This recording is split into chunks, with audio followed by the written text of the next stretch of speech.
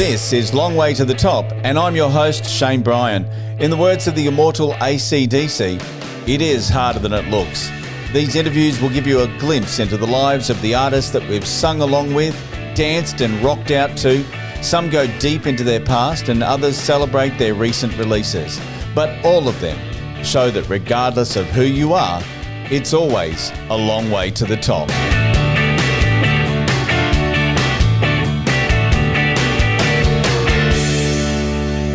Our guest on Long Way to the Top today is known worldwide as the rock brain of the universe. There wouldn't be many artists that he hasn't toured with, shared a meal with, or some backstage banter. So when I bounced the idea of doing a Rolling Stones special to celebrate their life and the release of their new album, Hackney Diamonds, if you can't get hold of Mick or Keith, then there's only one person to speak with.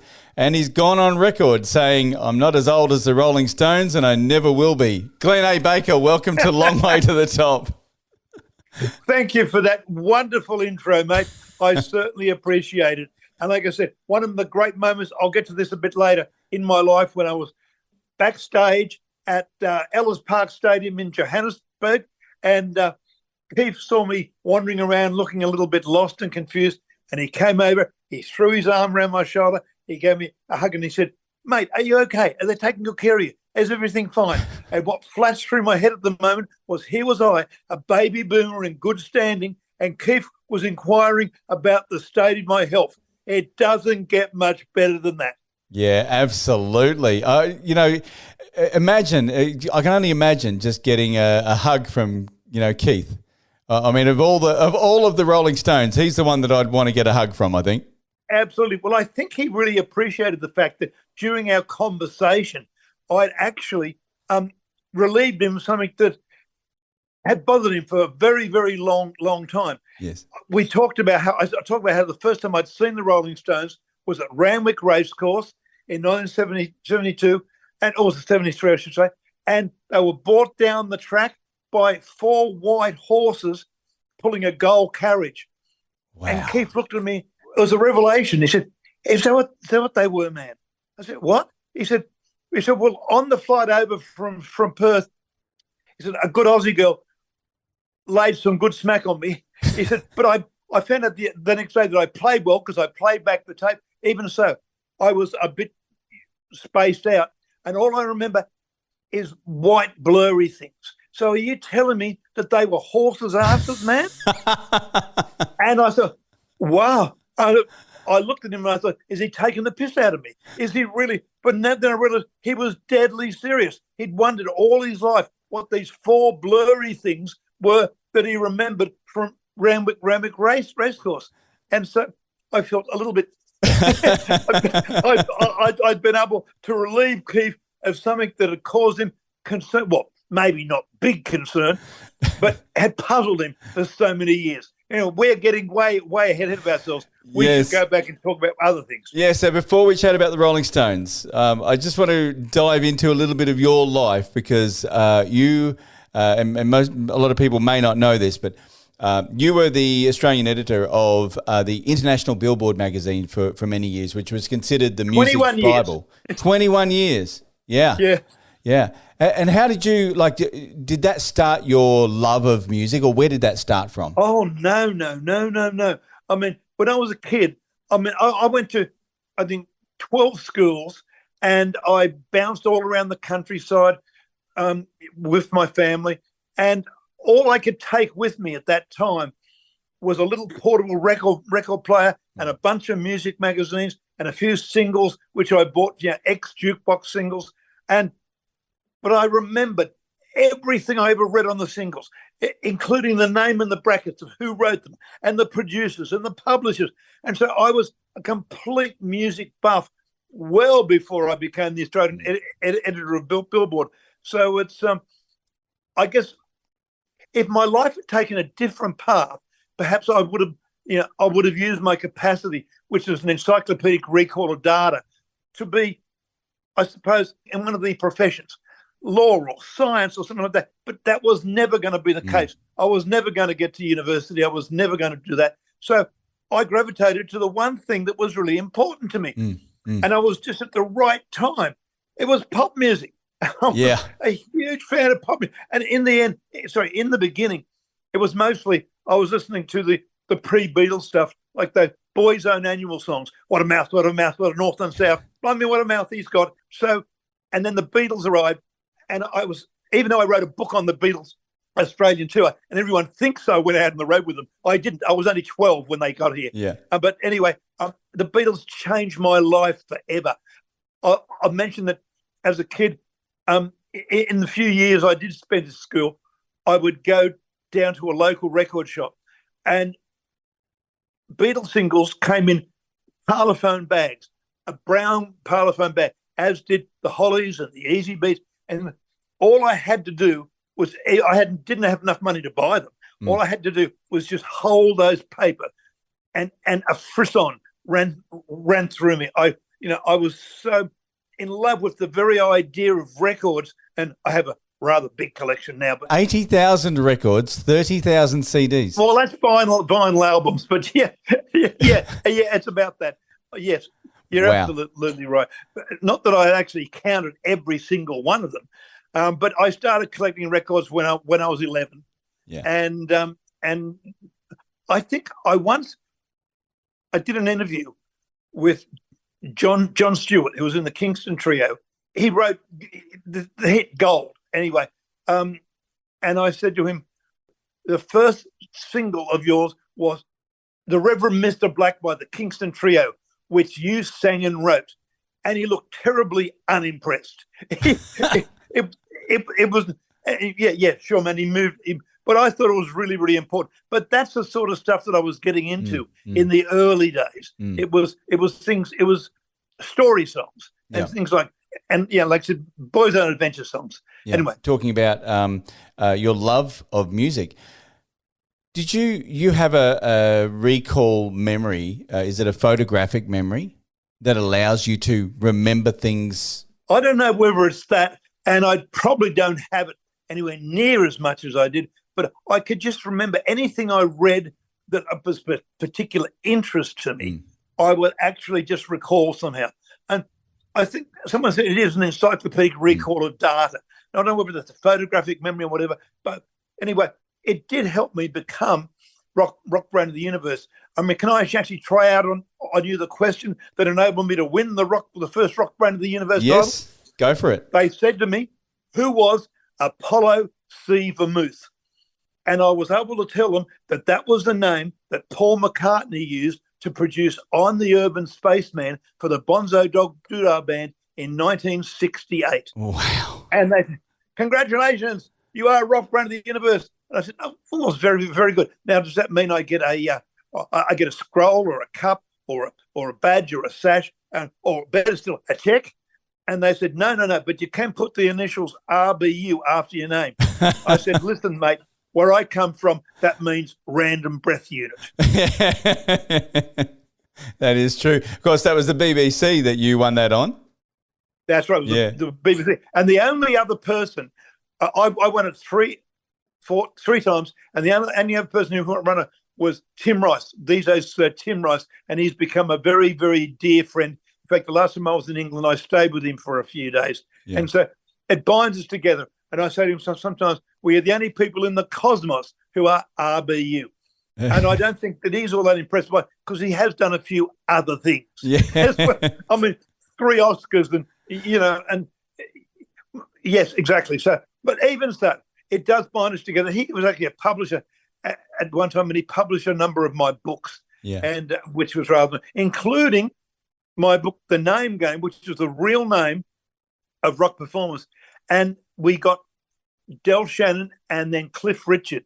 Del Shannon wrote the Australian forward to it, and Cliff Richard wrote the international forward. Yes. But so I've been able to call upon people I know over the years and who become friends. In fact, one of the loveliest things, I just did an interview with online, like I'm doing with you, from his house in Miami, with Barry Gibb, and who I've met a number of times, but it's really wonderful that I'm able to call upon people I've known, because I'm inducting him into the Songwriters Hall of Fame, and I think that's it's a wonderful experience to be able to call upon people you know and love. I mean, in Australia, and it's the obvious thing is, Barnsey and Farnsey and Marsha and et cetera. But that's cool. I mean, they're all lovely, lovely people. They really are. There's no question about it. I mean, do you still get? I did an interview just recently with John Ilsley from Dire Straits, and I was having a real fanboy moment with it. Do you still get that feeling of like, I'm speaking with this person, of this real fanboy feeling? Absolutely. In fact, I'm always going to be a fan. In fact, what people have said to me over the years that they've got from me on television or they've got from me on radio or in flight is my enthusiasm. I obviously know and care. Yeah. And I mean, I have a Facebook page where I actually put up copies of albums that have been signed to me. And it began with Blood on the Tracks by Bob Dylan. And he wrote my name, and then all around my name, he put strokes as if it was a blazing sun. And I'm peering over his shoulder and I'm thinking, bloody hell, this is Bob Dylan making an artwork out of my name. So yes, of course I still, but I must admit these days, let me just declare, I don't have any real knowledge or understanding of sport. I'm just not a sport person. However, I guess like most of the people in this country, I became wrapped up in the Matildas, and I watched a couple of games, and I must admit when Sam Kerr kicked the goal, I was screaming at the TV screen. Well, I'm walking down the street the other day, and a neighbour here at where I am in Enmore said that he introduced me to a girl. He said, "Oh, she's one of the Matildas," and I got it in my heart. Who wouldn't? I'm a sucker for people that I'm impressed by, the people I admire. There is no question about it. So when did your love affair of the Stones start? What was your earliest memory?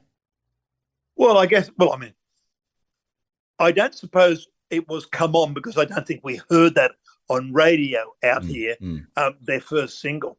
But basically, look, I came online at the time when the Beatles, the Stones, the Beach Boys, the Who, I mean, all those, that was my palette, everything. And I adored, 12 by 5, and I enjoyed, It's All Over Now, everything to do with the early Stones. And I can remember once I was actually in the south of France. I was the press officer for the Australian stand at Meedham, the Meedham Music Festival. And someone said, "Oh, do you want to come to this bar tonight? Bill Wyman will be there." Oh, Bill Wyman, well, a real live Rolling Stone. Oh shit! Anyway, I spoke to him and I got him to sign a copy of this single by The End, which he had produced. He produced it. It was a great cyclist thing, and he was very impressed by that. But it was very funny. He wrote on the back, Bill Wyman. He put in brackets the Stones, and I said, "Yeah, man," as if we don't know, as if we had any doubt. Anyway, but I didn't say that to him, to be honest. But no, I spent some time with them when they came to Australia, and then I went on the road with them. And like I said, I've encountered them a whole bunch of times. I didn't meet Brian Jones though, which was a great shame. Because Brian was a bit of a sad case, and we loved him, but we miss him, So, but anyway, yeah, I must admit the Who were probably a bigger band to me than the Stones, because I was just, I'm 71 at the moment, but maybe I was just at the right age to really get into the Who. So the other night I went up to the Enmore Theatre, and UMI played the entire Tommy album, and then they played a half a dozen Who songs at the end. They did I Can't Explain and Substitute and Bubba O'Reilly and Won't Get Fooled Again, and we were talking about the excellence of Chairman Pete. But I can remember when he didn't come out for a while, but when he finally did, I published in the Australian a story I'd written about how the Who were unceremoniously marched out of Australia, and he asked to see me. And I went backstage and I saw him, and he said, look, you got it completely right. He said there were a couple of little things, but maybe I'd only know them. And I thought, no, well, that was really nice to have Chairman Pete, who had actually commissioned me to write a book at one stage. I got a letter from him anyway. Yeah. Never mind. So I'm back outstage. I'm sitting by the sound desk, and I'm watching the concert. It was the first time that Townsend had been here in, like, I can't remember how many years, but it was a bloody long time. Yeah. And somebody, I mustn't have been paying attention. Someone dug me in the ribs and said, Glenn, he's talking about you. I looked up on stage, and there was Pete Townsend saying, and as I said to Glenn, and as Glenn said to me, and I go, and it was my birthday. It was my birthday. Oh. I thought, wow, what a way to celebrate your birthday with Chairman Pete actually discussing you on stage. So anyway, yeah, I remember the first time I went to England, I actually went out to Shepherd's Bush because that's where the Who came from. Yes. And then I also went to overlook Waterloo Station because that's where Waterloo Sunset, the King's Waterloo Sunset came from. So I was really, really hooked on totally everything that I grew up with at that time. But now look, the gorgeous thing about the Stones is they've been there through every phase of our life. I mean, I was going to say 60 years, and every decade they've put out albums. Every decade you can go back and go, I remember that decade, that album. Yes, of course. Yeah, you can. And well, if you've seen the video of Angry, the new Rolling Stones, that's great. They utilised the billboards, not the real billboards. I mean, I guess they've been CGI created or whatever. But that is really interesting because a billboard on Sunset Boulevard, where it is set, occasioned a great deal of reaction from feminists. It was for Black and Blue, and it was a bound up and bruised woman. I mean, I'm not endorsing it here at all, but however, and I don't think the Stones would do anything like that again. I mean, even Mick, who can be a bit of a misogynist at times, he would. I think he got the message like fairly clear. But anyway, but that was great. You have to understand Stones lore, Lore, to understand things like that Sunset Boulevard billboard culture in life. But did you realise that Mick is half Australian? Yes, he is. His mother Eva was Australian. She went back. She went to England because she took a bit seriously, the class distinction and all that, and she thought that she was more suited to be in England. Yeah. However, he has a whole lot of relatives out here. Mick does. And I thought it was very funny when he came out here in '69 to do Ned Kelly. Mm. And people said, how dare this pale, pimply, bloody English pop star play our hero? The fact that, I mean, Ned Kelly was Irish anyway, but never mind. But Mick was half Australian. He had every right to play Ned Kelly. Yes. Anyway. So who's your favourite? I mean, it's terrible to ask this, but who's your favourite Stones? Oh, it's got to be Keith. Yeah. And I say it and I spell it deliberately, Keef. Yes, Keith. We've always used to go, Keith. But he was great. But one thing I realised, when they played here, doing on there, I can't remember what year it was, and I mean Paul Dainty put on the theatre show, which was again at the Enmore Theatre, and they came out on stage, and it was just a wonderful thing. And as they walked out, they were on stage playing, I should say, and a couple of guys walked out, and one was slightly taller than the other, and was obviously Malcolm Young. I think, oh, okay, great. So the one in front of him, oh, gee, it's Angus. I didn't recognise him because the first time I'd ever seen him on stage, and I've toured with them too, first time I've ever seen him in long pants. Anyway, I'm getting to the point. Mick recognised me because it was not that long after I'd been with them in Africa, and he got a bottle of water and he pranced and he danced over and he poured it all over my head. He baptised me with a bottle of water, and I just stood there and grinned and said, yeah, okay. But what was interesting is now we get the impression that basically Keith had his bloody blood changed and he was a real junkie and all that. But when you see him up close, he has arms like bloody cables. And he works out. He wouldn't want him to get around, but he works out as well. Plainly, Yeah. there's no other way that he could have looked at that unless he did it. He did it as well. And that's how I think that they, at 80 or approaching 80, they can do with that, because they take very, very good care of themselves. It's really it's an instruction to us all. I mean, I'm laughing because right now in Australia we're talking about Kiss doing the AFL Grand Final, and people are saying, "Oh, how can Kiss do that? They were they've missed their prime and all of that." Yet, if it was the Rolling Stones that were announced, it would be a completely different story. It will be a completely different story. Look, I mean, they are so beloved. I mean, when Charlie was left us, we realised how beloved he was, and it's going to happen inevitably. We're going to see the others go. And well, there's one thing that Mick said to me: where would the Rolling Stones cease to be if you were no longer able to do it? He said, "No, I think it could recover from me," which I don't think is true. No. He said, but it wouldn't recover from Charlie. He said, no, if Charlie goes, the band is over. Well, that's actually been proved to be incorrect, because Charlie did go, and Steve, the guy who's replaced him, I mean, who was chosen by Charlie and selected as being a good replacement. And so, but you got to remember that they were so tight, and Charlie was the glue that held them all together. And there was it was a bit like Ringo, metronomic and precise.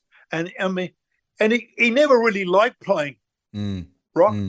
He was a jazz drummer, and he really wanted to always play jazz. But every time they did a tour and they said, "Oh, you're going to make X millions of dollars," he went, "Oh, okay, if you insist." So, and he wasn't there for the first year, but I mean, he may as well have been, really. He wasn't there, but then again, Al Jardine wasn't in the Beach Boys for the first 20 years. Yeah.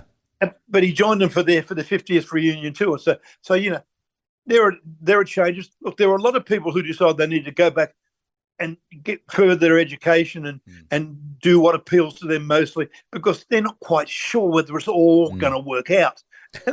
And who would have known? Who could have ever imagined that the Stones will be doing it 60 years on? And they've still got the energy. Wow. Yeah, the energy. I look at it now and I'm thinking, Glenn, think of yourself as you were when you were young, and you're looking at a bunch of rockers out there being really athletic, and they're 80. And you think, no, the idea is so impossible to even imagine, but they do it so well. Yes. Now, I'll tell you one thing, because when they go on tour, they've got, I was with them on the African continent, and you go backstage, and they've got the whole thing really set out. It's like a city within a city, right? And they have all these devices, and they're taken very, very good care of. So there's no real need for them to go beyond their remains or their constraints. Obviously, we know that Bill Wyman is on the album and has guested on the album. Yes. What was the reason why Bill Wyman decided to leave the Stones? I think, he's 6 years older than the other Stones. William Perks, as he only ever joined the band because he had a truck and he had a bass, and I'm sorry, that's a story that runs through so many great rock and roll bands. And remember, he had his side blues and jazz band, and I don't know why. I remember once I asked, when I was in Johannesburg with I asked them all about Bill going, and I remember Keith said to me, "Look," he said, "yeah, we loved him. There was no question about it. But are we sorry he's gone?" No. He said, "And we're really happy with Bernard, replacing him." He said, "No, but we're not happy. But again, we miss his dry humor," I think he said to me. And I said, "Yeah, but I don't know. I mean, it's I'd like to say that there was some insight I could share with you, but I imagine that he maybe looked at the royalties he was likely to get from the catalogue sales and figure this will keep me alive very nicely. Very nicely.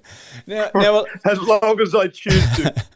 Now, I mean, you mentioned earlier about, you know, about people leaving the band, or if they pass away, that the band may not continue, and obviously it did with Charlie Watts. But do you think, as a front man, if Mick was to go, that the Rolling Stones would continue? No. In fact, I must disagree with Mick here. No, there would be no Rolling Stones without Mick. I mean, look, Keith has had his expensive winos, and he's done a whole bunch of things, but they were never remotely as big as the Stones. Even though he was out there being Keith and unleashing all those licks and all that stuff. No, the Rolling Stones are Mick Jagger and Mick Jagger's performance, prancing and dancing across the stage, and because I was like at the Enmore Theatre, I was like a limpet on the lip of the stage, clinging to the lip of the stage, and watching Angus and Malcolm play with them, and that was pretty extraordinary, because Angus and Malcolm did not ever do sessions for anybody. Yeah, I mean, they did. Yeah, you can look up all your albums, and there's no sessions played by Angus and Malcolm, and so for them, I guess they saw in the Stones. Because remember, their first album sold 40 million copies, or 45 million copies, and no Stones album has ever sold that many copies. So that Back in Black sold that many. But anyway, I don't think that. I think they looked at the Stones and thought, they're our equal. We can do that, because it doesn't seem to be we're slumming it. Yeah. And maybe they didn't think that way, but it was pretty bloody exciting for the people who were actually there watching it. I can remember. I mean, wow, and they played about all 7 minutes of B.B. King's "Rock Me Baby," and I think you can probably still find it on the internet if you try hard enough. And it was just, I mean, it was a guitar nirvana. Yeah, it was Woody and Keith and Angus and Malcolm all across the stage. Nice. Going for it. And I mean, wow, it was just sublime. For anyone who loves rock and roll and grew up with rock and roll, it was a pretty astonishing experience. There is no doubt about it. Now, a lot of people draw a comparison, I guess, between the Stones and the Beatles, and some people have even go so far as to say you're either a Stones fan or you're a Beatles fan. I mean, is that fair? Yeah, that was a popular thing at one time, but it was a bit of a furphy, because I mean, even I addressed it to Mick when we had a chat in Africa, and he said, look, the Beatles, he said, were quite extraordinary, and he knows, because he was sitting in the front row during All You Need Is Love and all that, so everyone knows how extraordinary the Beatles were as song creators. He said, but they never got it together live, and they never understood, and they pulled out of live performance just as we were moving into it. And he said, and they didn't know, or they didn't understand that you could do your own lights and your own sound and your own security. And he said, the Beatles, if they'd hung around a bit longer and kept on performing and gone out and performed again, but George would never have allowed that. He was not one to do live performance at all. In fact, even getting the performance on the roof of Apple at Savile Row, they had to really work hard to get him to do that. He just simply wasn't into it. And because there's something that he just said, when I wrote the Beatles book of them in Australia, it was in Adelaide. In Adelaide, they drew 350,000 people. Yeah. So it was the biggest outpouring of Beatle devotion anywhere in the world. I mean, and I've even got up on stage at Beatlefest in London at the invitation of Julia Lennon, John's sister, and told that story to them and saying, you think you got 100,000 people at the town hall in Liverpool? Boy, can I disabuse you of that notion? But anyway, I mean, what the point I was getting at, they said that John and Paul would just sit there and they would just look occasionally out the window and go, what the fuck? And basically, they go over. But George, it really affected George badly. George would wander up and down the corridor, say, why are they doing this? Why are they reacting to this? Why do they think that, we're like gods, And so that's what I think he was destined to pull out of performing at a very early stage. And so that's where. Anyway, so we started out talking about the Stones. We're talking about the Beatles. I think we talked about the Who. We even talked about the Beach Boys for a second. I am a child of my age. I am. Yeah, we're children of the consequence of our adolescence. We're no question. I mean, I don't know how old you are, my friend, but I'm 54. Oh, you're a youngster. Should I say 55? There you go. I don't even know. You're a youngster. I mean, I turned 71 this year, but that means, to be perfectly honest, I've got to hear a lot of rock and roll over the years. And it's so if I can interview you for a second, here's my microphone that I'm not holding. When did you get into music? What did you love when you? I mean. Yeah, there's a lot of Oz rock that I really grew up with, but my heart really for music really started with Bowie. And if there's any artist that I just will gravitate to all the time, it's David Bowie. The whole Ziggy Stardust just blew me away. And I was young. I was very young when that all happened. But going back and knowing David Bowie throughout my life, I mean, he's another artist that was constantly there every decade. I remember I was in London. I went to the museum, the Prince. No, that museum. They were doing a Bowie exhibition, and I managed to get myself to the top of the line somehow, and they let me in. And then I thought, now I've grown up with Bowie, but I didn't realise until I saw that exhibition just how profound his impact was in Britain in particular. It simply came as a great shock to me. I mean, it really came to Australia and people went and saw it, and it was great, but still, I don't think that it was quite recognised how important Bowie was. He was the guy that reinvented himself every time, and he felt he needed to do it out of a this feeling that he had to change his persona, and so he did that every time there was a new album. It was like, okay, I'm putting on a different persona, and in comparison to him, you look at the Stones. And, Mick is Mick, and he always has been Mick, and he'll never, ever be anything other than Mick. Yeah, you make a good point. But then again, if you'll excuse me for using a little bit of profanity here, as Mike Love was saying to Brian Wilson, erroneously as it happens, don't fuck with the formula. Yes, yeah, absolutely. And so maybe that's always been in the back of Mick's head. I mean, the times when the Stones went a little bit, as did Kiss even, they went, and then the Beach Boys, they went a bit disco. I mean, but it didn't matter. I mean, they were still basically a great rock and roll band. And for every time you've ever seen them live, they were always, I'll tell you a funny story about when I was with them overseas, and Lisa Fisher, the background singer, the backing singer, Mick would do a routine with her. How can I put it gently? Well, I can't be gentle. He would basically dry hump her over the the furniture, you might say. Anyway, and everyone loved it, and she loved it, particularly in South Africa, which had a Calvinist morality for a long time, and that was really shocking. Anyway, they got to Sydney, and I remember saying to my wife at the time, who's a huge Mick Jagger fan, I said, "You wait for this. You won't like this." And of course, the song went by. It was he didn't do it. She said, "Well, why not like?"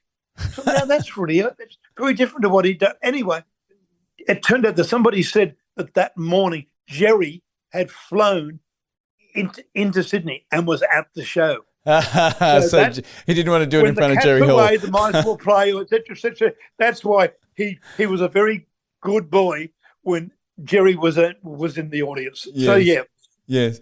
And do you feel that Mick's solo career, albeit brief, was anything as big as the Stones? I mean, I don't feel that it was. No, it wasn't big, and it wasn't even terribly good, to be perfectly honest. Yeah. I don't think that he was a better actor. I Mm. mean, he did some fabulous films. I mean, that would have surprised you when you go back and look at it now. And if he hadn't have had this Rolling Stones career to distract him at all times, Yes. he would have he could have really made an impact as an actor. Yeah. And but nevertheless, look, how's the world going to remember Mick Jagger when he's gone? Heaven forbid that he should ever go. We hope we don't. But anyway, they're going to remember him as the prancing, dancing, Rolling Stones frontman. And the fact is, I think Bono once said, when he interviewed Mick for something he was doing, and he said, how did you and Keith write all those songs? And he was, I mean, remember at that time, U2 had about 40 or so hits of their own. Yes. And he said, I look at it now and I hear and I cannot believe they were able to write such classic rock and roll songs. Admittedly, they wrote some of them in their sleep. Yes. You've probably heard the story, have you not, about Satisfaction? No. And they were in one of the southern states of America, I think Jacksonville, Florida, or something like that. And Keith used to actually keep a little tape recorder around, probably just a little reel-to-reel tape recorder. In those days, it was pre-digital, and he would actually record riffs and ideas. And one night he was in bed, and he had an idea, and he started playing it all. He fell asleep. And he woke up in the morning, and the tape was going. It's right off the reel. Anyway, that song was Satisfaction. Wow. So that's how. So Satisfaction was written in his sleep, and I thought that was pretty bloody incredible. That really was. Now, by the way, Satisfaction. They had some problems with performing on television because it was sexually orientated. Yes. But by the way, it was recorded twice.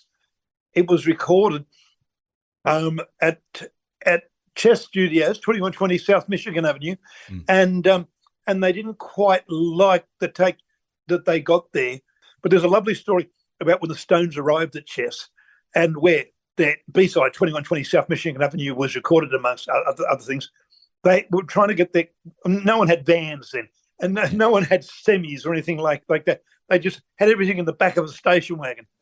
So they're unloading. And so this older black guy just came over and said, hey, man, let me help. And he picked up their amps and their guitars and he carried it into the studio. And I think Keith has confirmed this to me. Keith stopped at one point and he said, hang on, you're Muddy Waters. He said, oh, yeah, I am, yeah. So it was Muddy Waters that actually was lugging all their gear. Was lugging all their gear. And I think, wow, that is a great story. Yeah. That really is. And by the way, what's your favourite Stones period? Well, my favorite era, I love Satisfaction. I think Satisfaction is I mean, from a classic perspective, it was definitely that. Well, I must admit, I will say that I really think, and this means no disrespect to either Brian or to Ronnie, but I really think the Mick Taylor era, the albums they made were the best. I mean, he was on Beggars Banquet, and then he did Let It Bleed, and Exile on Main Street, and it's that they were just, he played so beautifully. And on that last tour, they bought him out and they paid his expenses and put him up in a great hotel room and all that stuff. And he only played, I think, Midnight Rambler. And he played one song on the entire tour. I think on the last tour they let him play a bit more. But I think Ronnie might have got his nose a bit out of joint because his feeling was, hang on, I'm Stone's guitarist. I'm the Stone's guitarist. So if they want to bring Mick Taylor along, okay, it's like I'll cop it there, but don't expect me to be all that enthusiastic about the Yes. idea. Yes, yes, and I think though that that era that you're talking about, and especially Beggar's Banquet, was such a creative, and they really pushed the boundaries, with that album. So much Yeah, so. it's my favourite album. Yeah. Actually, Beggar's Banquet is my favourite album. Most Particularly unusual cover. Yeah. Had we seen the original cover, Yes. it would have been quite an interesting cover. However, they had just made their quasi psychedelic imitation of the Beatles' Sergeant Pepper album, and it had not been well received. So their Satanic Majesty's request, they needed to wipe the floor. They needed to actually go back and start again. So Beggar's Banquet, which was a good blues album. Yes. Was, yeah. Now, talking about blues, I'm finding it a bit interesting. They actually talk about this Hackney Diamonds being their first studio album in 18 years. Yes, because of original material. Yeah, okay, good point. Because I'm saying, hang on, there was that blues album that came out, but they were blues standards that they did. Yes, okay, original songs. Yes, you do. Original songs. What's your thought? Still writing so bloody well. I mean, you've heard Angry. Have you managed to hear anything else? I've heard bits and pieces of anything else.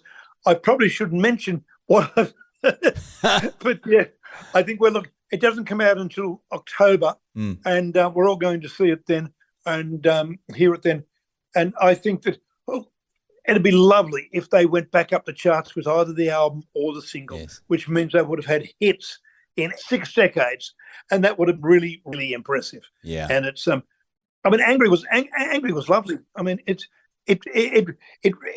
fiery and it's extraordinary. Did you actually go see the Rolling Stones exhibition when it came out here? Yes, I did. Sensational. Yeah. And we walked through the first part, which was a recreation of where they lived in their early days. Yes. Well, I mean, they were always in London, but oh, geez, and that was my favourite thing. I took a lot of people through there, and I spoke at the opening, and I took a lot of people through there and pointed out how really important it was. Now, by the way, they recorded a lot at Barnes and a studio, and that's of course where Tim and Andrew Lloyd Webber recorded Jesus Christ Superstar. Yes. And I've wandered over there just to look at this place, the place where the Stones, which is recreated in that Rolling Stones show. Yes. That's Rolling Stones exhibition. I walked over to see what it was like there. Actually, the first tracks they recorded were in Denmark Street, where actually Vander and Young lived. And Vander and Young used to record a lot of things there too. But anyway, yeah. So, I must admit, I have this thing about going to studios and going to grave sites. When I was in the south of America, I led this tour up from the Mississippi and to Memphis and then onto Nashville, and we went to Muscle Shoals at one point. Yeah. And at Muscle Shoals, they have right beside the main room, they have a loo. And I sat on the loo with the seat down, and because that was the loo where Keith apparently wrote the lyrics to Wild Horses. Right. Wow. I wonder if something. Well, by the way, the Stones didn't do the best version of that. Graham Parsons did the best version of that, but never mind. But anyway, I was wondering, would some inspiration visit me? Sitting in the loo at Muscle Shoals. Did you get any inspiration? No, I didn't get any inspiration, but not as much as I got when I was at Sun. I was at Sun Studios, yes, and I stood at the spot, presumably with the microphone, where all this recorded. That's all right, Mama. Yeah, and yeah, well, that was that. And then Stax. where Booker T and the MGs and Otis Redding and Sam and Dave Oh, and Wilson Pickett recorded everything. And I felt some inspiration there because I'd spent a bunch of time talking to Steve Cropper, yes, possibly the greatest American guitarist. yes. Even I think he was voted the greatest American guitarist of all. I remember saying to him at the time, I said, "My dearest, I mean, the number 2 on the list was Jimi Hendrix," and I said to him, "Do you realise, mate, that according to whatever magazine it was, Mojo or something like that, you're the greatest living guitarist?" Wow. And he was most taken by that. And have you been to Abbey Road? Of course you have. Have I been? Have you been? What a silly question. That's exactly right. Every time I'm there, I have to leave because I've taken a couple of tour groups, as I said, and I have to take them across Abbey Road. I always get a feeling, though, that at the crossing at Abbey Road, the people who live nearby must get terribly frustrated to the point where they're almost about to run them down when they see Japanese tourists and all that going all hours of the day and night crossing Abbey Road.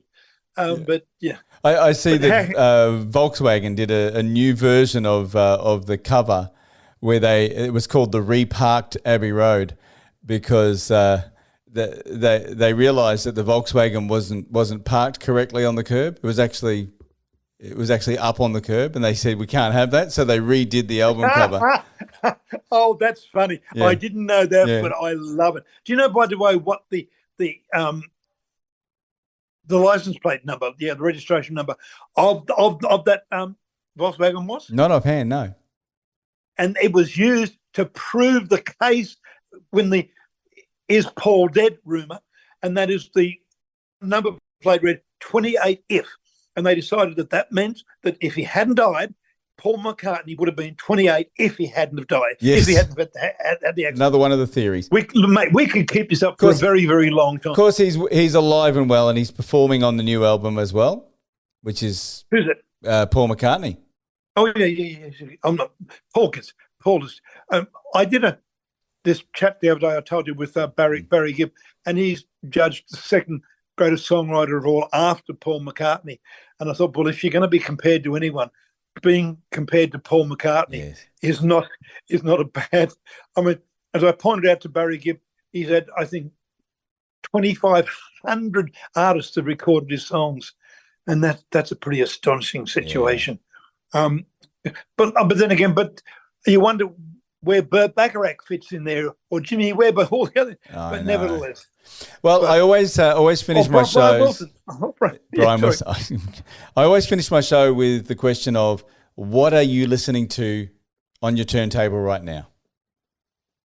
Oh, well, I'd love to say I'm listening to the new Rolling Stones album because I haven't got the new Rolling Stones. I was hoping that you would say that. Oh, dear. That's too hard. That's too hard to say. That really is. Can I just take a pass on that one? Okay. Because with all the albums and all the CDs that I have, I mean, oh, geez, it's too hard. Too hard to mention. I mean, hey, has Van Morrison put out a new album lately? Well, he did a couple of years ago. Yeah. Now, talk to me which during the Jimmy Fallon, is it Jimmy Fallon? Mm-hmm. You're right. Yep. In interview, Ronnie talks about playing with Van. Yes. And I thought, yeah, that's another example of if you're going to be in the world's greatest rock and roll band, and you want to be in another act that's almost as good, you go and work with Van Morrison. I like what he said, actually. He said, you've got to keep your bits moving. You've got to keep every part of yourself moving when you reach our age. Ain't that correct? We won't even go there, but yes, absolutely. Ain't that correct? Anyway, mate. Glenn A. Baker, thank you so much for joining me on the show today. It has been an absolute pleasure and an honour to chat with you, someone who is just such a fan of the music. Thank you, mate. I really appreciate that. I'll always be a fan. I always have been a fan. I always will be a fan. And because we were so lucky, people of my age, I mean, we might be getting old now, but basically we lived through that astonishing era. We lived through that time where there was so much creativity. And so what can I say? I know millennials and that hate to hear this shit from baby boomers like me, but it's true. We had the best of it. There was no question about it. And absolutely. And I'm sure that millennials and generation X, Y, or Z are going to be sending letters to you and saying that, you know, they disagree entirely. But by the way, talking about Bowie, you love Bowie. When I lead tours to Britain, to Beatle Week, and I've taken them on trips around London, and I've gone as a guest to other people, and I've led tours around there, and we get those. There's plaques all around London saying that John and Yoko lived here, or that's, you know, all these different things. But what I loved is at Haddon Street in Soho, there's a plaque saying that this is where the cover of a David Bowie album was shot. Yeah. Now, which David Bowie album was it? You should know. I'm going to say it was the Ziggy Stardust album. Sounds good to me. Yep, there you go. But that's one thing that's a real shame about Sydney, and I've tried to change it, but activate for it. But in England, there is blue plaques and white plaques and whatever plaques marking everything that was ever done that was important in music. In Sydney or in Melbourne, in any Australian city, we don't have anything like that. I did a TV shoot which is up on YouTube called Sydney Sacred Rock Sites, and we went and I did things like I took Cole Joy down to the site where the stadium was, and he told me great stories about being naughty with Connie Francis, and then I took, you know, sort of like, you know, Tim Friedman to where Blow Up Your Pokies was shot in Newtown, and all these things, and I took what's her name out to Richard Clapton out to the Palm Beach Road, you know, where deep water was inspired. But anyway, we don't have. They're trying to get one in Hobart. Actually, they're trying to put one together of all of the iconic places. Yeah. But I hate to be unkind here, but what has happened in Hobart? Oh, you know, the place where Nick Cave got busted for drink driving. You know, oh yeah, okay, yeah. Okay, we'll buy that. Isn't there a place in Melbourne though? Isn't there a walk in Melbourne? Which yeah. Melbourne's done well. Yeah. A Divinals walk. Yeah. And there was AC/DC laneway. And all that sort of stuff. Yeah. But in Sydney, in Macleay Street, Potts Point, you can go and look up at where the Beatles stood on the edge. Yeah. George with a towel wrapped around him and waved to 10,000 people in the street. And I mean, now that should have a plaque. Yes. Before they tear it down and put up another bloody block of flats or something, you know. Isn't it terrible? And before we lose all these things, I mean, I can remember once I got Ivor Davies took me to the room where he wrote Great Southern Land. Now, when you hear Great Southern Land, you get a feeling that it got that vast vista that he was standing on the edge looking at. Not the case at all. Where was he? It was in this little room in, I think, was it Marrickville somewhere? And there were so many buses and so much noise, he had to wear headphones on. Wow. And he had and that's where he created and recorded Great Southern Land. Wow. I wrote a story on it for its 25th anniversary in the Bulletin magazine, and which is actually, I have it in my book. Yes. Best of Baker Music. If anyone can ever find a copy anywhere in the world. but yeah, and that was a lovely story, because where things, you know, are created is not necessarily where you get the feeling they were created. Yeah. Wow. Incredible world of music. We definitely need that in Sydney. Absolutely. We need that everywhere. Everywhere you go, something has happened. They do indeed. Yeah. Anyway, mate. Thank you so much for joining us on the show. Appreciate your time. My pleasure. Again, take care, buddy. Thank you. Bye-bye. Cheers. Bye. Thanks for listening. I hope you've enjoyed this episode of Long Way to the Top. Hit plus or follow to subscribe to the podcast and head over to Facebook at the Long Way to the Top podcast and give us a like.